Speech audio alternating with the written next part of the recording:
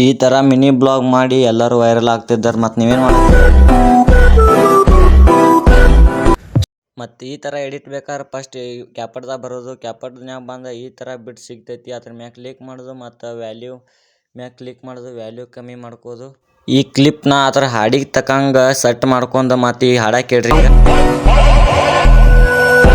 ಮತ್ತು ನಾ ಈಗ ಬ್ಲೀಟ್ಸ್ ಮ್ಯಾಗ ಕ್ಲಿಕ್ ಮಾಡ್ತಾನು ಮತ್ತು ನಾ ಫಸ್ಟ್ನೇ ವ್ಯಾಲ್ಯೂ ಮ್ಯಾಗ ಬರ್ತಾನು ಮತ್ತು ಸ್ಲೋ ಮಿಷನ್ ಮಾಡ್ತಾನೆ ನೋಡ್ರಿಪ್ಪ ಹೆಂಗೆ.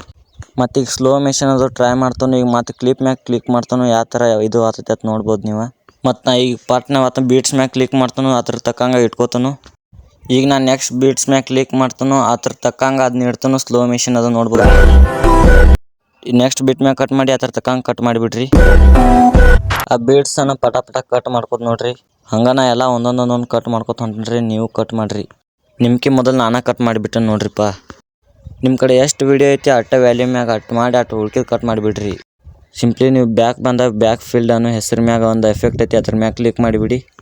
ಆ ಎಫೆಕ್ಟ್ ಮ್ಯಾಗ ಬಂದ ಅದ್ರ ವ್ಯಾಲ್ಯೂ ಎಲ್ಲ ಫುಲ್ ಮಾಡಿಬಿಡ್ರಿ.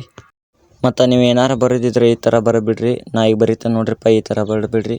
ಮೈ ಮಿನಿ ಬ್ಲಾಗ್.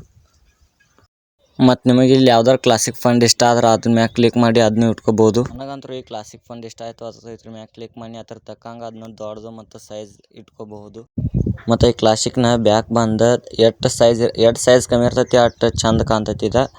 ಮತ್ತು ಈ ಕ್ಲಾಸಿಕ್ನ ಮತ್ತು ಟೈಮ್ ಬರ್ಕೋದಿದ್ರೆ 9 ಮತ್ತು 03 ಬರ್ಕೋರಿ ಮತ್ತು ಈ ಥರ ಕ್ಲಿಕ್ ಮಾಡಿಬಿಡ್ರಿ.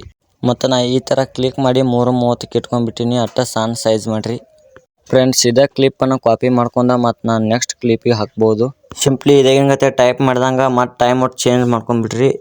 ಹಂಗೆ ಬಿಟ್ಸ್ನ ಕಾಪಿ ಮಾಡ್ಕೊಂಡು ಎಲ್ಲ ಎಫೆಕ್ಟನ್ನು ಹಾಕಿ ಮತ್ತು ಯಾವ್ಯಾವ ಸೈಜ್ ಕಾಲು ತಕ್ಕಂಗೆ ಇಟ್ಟುಬಿಡ್ರಿ. ಎಲ್ಲ ಬಿಟ್ಸಿಗೆ ಟೈಮ್ ಹಾಕಿದಂಗೆ ಆಯಿತು, ಎಲ್ಲ ಮುಗೀತು. ಈಗ ಮತ್ತು ಅಲ್ಲಿದ ಬ್ಯಾಕ್ ಬಂದ ಫಿಲ್ಟರ್ ಮ್ಯಾಗ ಕ್ಲಿಕ್ ಮಾಡಿ ಆ ಹಾಡಿನ ತಕ್ಕಂಗೆ ಆ ಎಫೆಕ್ಟನ್ನು ಇಟ್ಟುಬಿಡ್ರಿ. ನನಗೆ ಇಷ್ಟ ಆಗಿದೆ ಈ ಫಿಲ್ಟ್ರನ್ನು ಮತ್ತೆಲ್ಲ ಇದಕ್ಕೆ ಹಾಕಿಬಿಡ್ರಿ ಮತ್ತು ಎಲ್ಲಕ್ಕೂ ಸೆಲೆಕ್ಟ್ ಮಾಡ್ಕೊಂಡ್ಬಿಡ್ರಿ. ಈಗ ನೋಡ್ರಿ ನಮ್ಮ ವಿಡಿಯೋ ಮಸ್ತ್. ಇಂಥ ವಿಡಿಯೋ ಮಾಡೋದು ಬರ್ರಿ, ವೈರಲ್ ಆಗುತ್ತೆ ಬರ್ರಿ.